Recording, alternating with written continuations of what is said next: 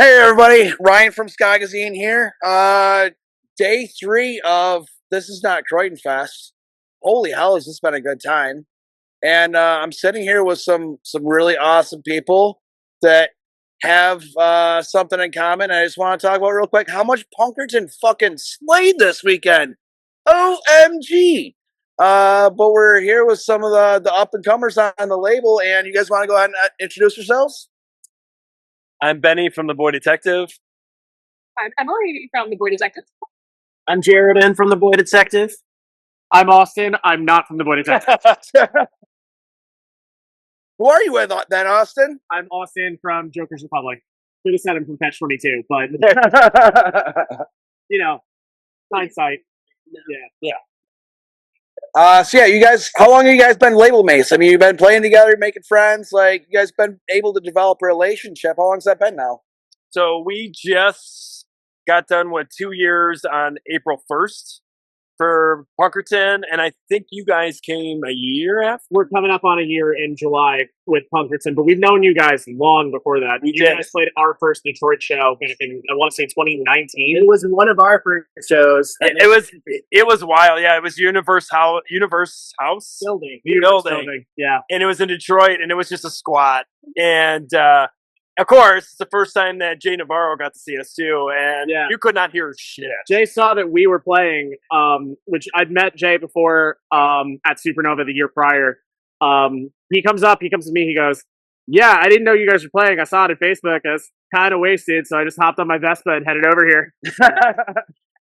He's such a sweetheart, but we definitely were stoked to be hanging out with you guys specifically, because like we knew kind of who you were through Joel from Ska Friends, who was booking that show, but we didn't know what we were in for, so we saw you start playing, and like, wow, that was a crazy show. Yeah, because when it comes to like performance and energy, like our two bands do a really good job of not only like recording, obviously, but like just this idea that like we're both very high energy bands, and so like the chance that two very high energy ska punk bands from the label is pretty wild. Yeah, and I think it's high energy in two different ways too, because like you guys are like that chaos incarnate, kind of like let's fuck with the crowd as much as possible. You're in the crowd the whole time, and we're that high energy in the other sense where it's like let's bring everybody in and make sure everybody feels like they're part of the show. It works like two sides of the same coin. It's perfect. And you guys sound like you have 3, 4, or 5 more members in your band than what you actually do. For a 3-piece, like you make so much noise, and it's awesome. I mean, when you're doing your streetlight covers, how is everybody playing all those instruments at once? The secret to doing streetlight as a 3-piece is that Thomas's guitar parts, as much as I love him, it doesn't matter. It's completely okay to put the horn parts as lead guitar if you have the chops to pull it off, and then put the bass line to carry the melody, almost kind of like a jazz record in a way. Yeah. The only parts that really matter are like the verses where there's nothing else going on. Yeah. It's really incredible, and you guys absolutely crushed it yesterday too. But I think this is everybody's first Croydon. Am I right? That's main show. We did a pre-party a little while ago with Mephistopheles, and I filled in with Joystick last year. Hell yeah! Right. Yeah. But Joker's Republic officially isn't. Like main festival. Yeah. Yes. This is our first time at Croydon, so we're really excited. Time coming, Benny. Yeah, we've been pulling for it, Boy Detective, for a minute. Honestly, like you were on Punkerton first, Benny, right? Yes. How much pull did you have, or how much did you put Joker's Republic into Brandon's eye? So Brandon was like, I gotta try this whole ska punk thing. Right. And I remember at the time he was like, I'm not even sure I really want to go down this avenue. But then like he was like, man, your ska fans are like wonderful people. He's like, no offense, but they're buying a lot of stuff. They're showing up to the shows. They seem to be really like supporting. Do you have any thoughts on any? And at the time he already even mentioned Jokers, and I said, you would be silly, Brandon, to not give them an opportunity. Like if any band at the time, because it's funny in my opinion, and Austin, correct me if I'm wrong, but it's kind of like we've kind of been on the same race course this whole time we've been playing, not as almost like a friendly competition thing, but it was like they wrote that they came out with Necessary Evil, and it was incredible. Like the only reason we wanted to go with Roger and thought it was possible was because Jokers came out with Necessary Evil, and it sounded so good.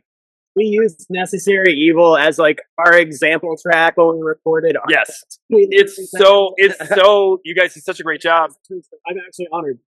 Yeah, because in the same way that I called you when we were talking about Punkerton, to summarize that quickly, we were supposed to release on SPI.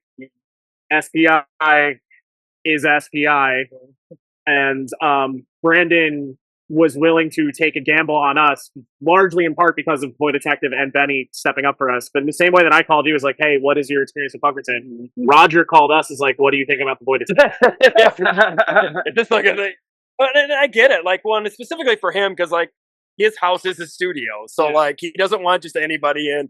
But it's just honestly, it was one of those things where it made sense. Like Brandon would have been silly to not at that point at least throw out the card, and because of that, like it was the perfect time. Like Jokers was already on the rise with, you know, they were already in at the time. I think you guys were already just done with your album or whatnot, or close. So we were done with the record for Hand You've Been Dealt in 2024, and we were ready to release with SPI. We were talking to them, and then the whole Skabooby thing happened, and then more happened.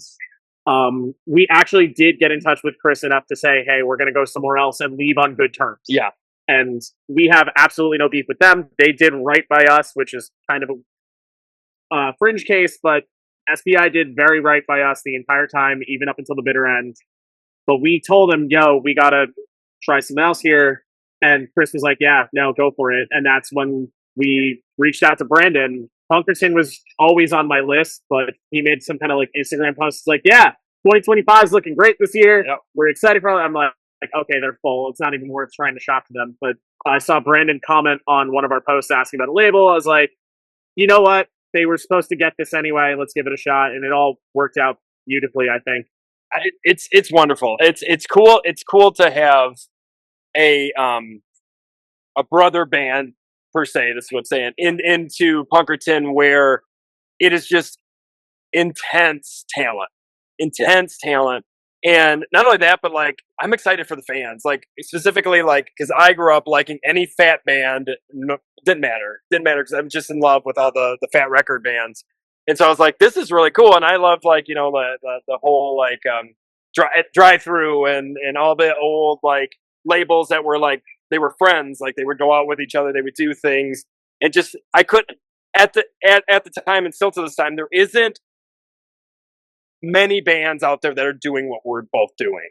There's a couple, but like when it comes to like what Jokers and the Boy Detective's goal is and the trajectory, it's the perfect scenario. I hope, and I told Brandon, I was like, we need to have one or two more of us on there because like that would be really cool. I don't want to oversaturate it. I don't think we need 6 to 10, but I told Brandon, I was like, 1 or 2 would be really cool to get. Honestly, Benny, to really put this in perspective for any anime fans out there, really just kind of think of us as like your Goku and Vegeta. Yes. You know, your rivals. Discuss this in detail. Your Naruto's and we just push each other. You know, we're on the same course. We do our anime training arcs and come out with our albums, and like when it comes down to it, we fight the bad guys together.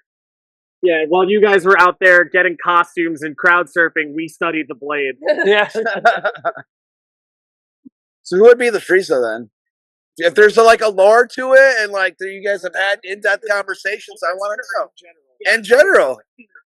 Like who's your because of the other ska band. Yeah. It's gotta be half busy. Tap Disney. And if we're really gonna go down, this has been talked about. Middle out, there are Piccolo. Okay.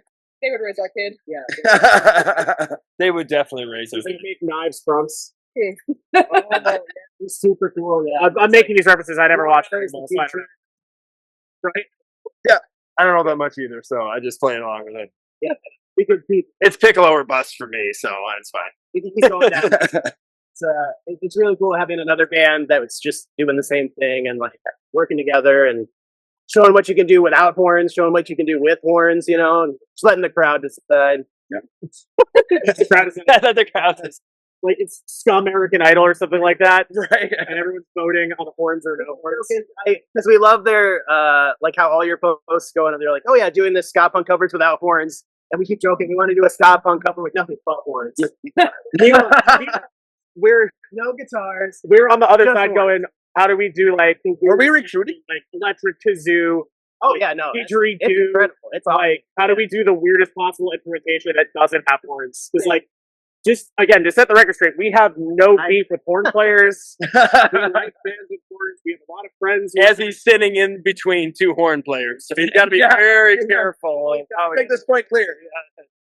But no, like we have zero beef with horn players. It's just like we very intentionally don't do that because we're trying to hit the people who like Blink-182 and like Simple Plan and like maybe get, for lack of a better term, scared by a wall of horns, but like would relate to us. I get it. Some people don't like the spit coming off on them. Yeah, it's too much. Just like we'll post something of like it could be a cover, it could be our own stuff. 10% of any given comment section is just where's the horn section? You guys aren't ska, you don't have a horn section. Your band is invalid. I don't see any horns. And it's like, guys, the call is coming from inside the house. Like, ska to be popular again or not. Like, it's we're all on the same team here. Why are we trying to get so granular about what isn't ska in terms of the presence of horns when it's the sound the guitar makes? That's where the word ska comes from. If the music's good, it's good. So I'll get off my soapbox now. Like this is It's like no matter what the instrument is, like if the music's good and you can groove, it doesn't matter. yeah. It's probably going to be an argument they're going to throw at you in a minute. So I don't listen at this point. Deciding not to listen to it too, it's because it didn't have a certain instrument. Right. If you like it, if it's good, it doesn't matter. Well, there's so many different variations of punk and ska, and like, where does the gatekeeping line stop? Like, I mean, Terrible people who do really bad things that should not be a part of the scene. That's where the line is. there you go, nailed it. I'd agree with that. I'd agree with that. Yeah, Being safe, there's your gate. Yeah. And that gate Yeah. should be kept. Yeah. Other than that, you know, it should be free expression because that's what punk's all about. And, that's what I've always loved about the scene. I'm a late bloomer, a late comer to everybody. I grew up in the middle of nowhere, and I know that's the kind of scene that Eric would have wanted. Everybody welcome at the table, being able to be inclusive. He was one of the first people to do that. I feel like a broken record a little bit. We keep bringing him up all this weekend, but we have to. We do. Because that man was a champion for like everything that we want to see in our scene. He was so supportive of everybody. He shouted from the rooftops the people he believed in. And, he went to everything that he could, whether it was ska or not ska. Your kid's recital, he'll be there. The soccer game, he'll be there. Well, in fairness, he was very, very, very supportive and excited for both of our bands. Very, very supportive. Full disco jacket. Did get a whole disco. For those shows, it was incredible. Spirit Halloween. Dude, he was so excited. He's a very cool dude, and I'm glad that I got to know him for the short amount of time that I did get to know him. Yeah. You have some more questions, Jeff? Oh, Great job. yeah. Well, thank you. Do any of you have anything you want to tell the listeners? Anything like you've been keeping under wraps that you're allowed to talk about? Shows, new music, whatever. We are about to hit the road with the Doom Stompers starting on Tuesday. We're promoting The Hand You've Been Dealt, the first leg of a tour supporting the record that just came out with Punkerton. We are hitting Pittsburgh, Detroit, Chicago, Green Bay, Minneapolis, Omaha, St. Louis, Birmingham, Nashville, Charlotte, and Baltimore to close it out. Kind of impressive that you memorized all those. I've been talking about it all weekend. I'm sure I missed one somewhere. Marketing genius. Yeah. We are also putting out covers produced by Pete Steinkoff of the Bouncing Souls. The next one to come out in June is going to actually feature him on guitar. We got a rare Pete Steinkoff guitar solo. Nice. That'll be Telling Lies by the Menzingers. And a couple more coming up. And maybe one or two other surprises that I can't talk about yet. I know you guys are also working on new material right now, right? Yeah, so we hit the studio. We have 2 singles coming out eventually. We're also hitting the studio again. There'll be we're looking at a full length, hopefully sometime next year. Don't know. We're not going to put any more time on that. We're doing a 3-day run with the Impossibles. We're really super stoked about that. And that is Detroit, Chicago, and St. Louis. And then we're also doing Supernova. That's obviously really excited about that. Congratulations, Oh yeah. And there's some more shows that we just can't release yet, but they'll be happening, and we're really stoked. I say it all the time. We just released a song this year called Good Year, and as much as this world sucks this year, and as much as we lost Eric, when it comes to Joker's Republic and The Boy Detective, we've had a pretty good year. We've had a pretty good year, and Punkerton has had a wonderful year, and I'm stoked. I'm stoked to see Brandon going through this like as much as we are, as much as we're kind of rising. He's kind of doing his thing too. So, if you're a ska punk band and you want to reach out to Brandon at Punkerton, please do, or Ryan now, who's our A&R rep. So we can say from Joker's Republic's perspective, even with Brandon agreeing to a shorter release schedule than he was planning for, we've had nothing but a great experience with them. And we would welcome, like Benny said, a couple more people coming into the fold. A couple more sea fighters to join the team. All awful. Dragon balls are circles. Oh God. So we got to get 7 bands, right? Because that's how you get the wish. Right? Yeah, 7 bands. Brandon can make a wish, Right. and anyone who And honestly, if you haven't listened to either Necessary Evil or The Hand You've Been Dealt, or you've been Disco Lunch, been missing out. or Disco Lunch, you should be a part of that conversation too. Because they are wonderfully done albums, and I look forward to more Joker stuff, and I'm sure Austin looks forward to more Boy Detective stuff. Yeah, I mean, I just watched these guys put on an absolute clinic on how to open a show here at This Is Not Croydon Fest. If you are anywhere close to a Boy Detective show, you should absolutely go see it, because the record's great, but it's all about the live show with these guys, and you are missing out if you haven't seen them yet. And the same for Joker's Republic. You know, and you guys are both about ready to hit throw, put on a ton of big shows, so much stuff in the works. So much respect for you guys. You're so hardworking. So, everybody listening, if you're in the area, anywhere near, get out and go to those shows, support the bands. Because if you want to have a scene, You have to be the scene. Perfect.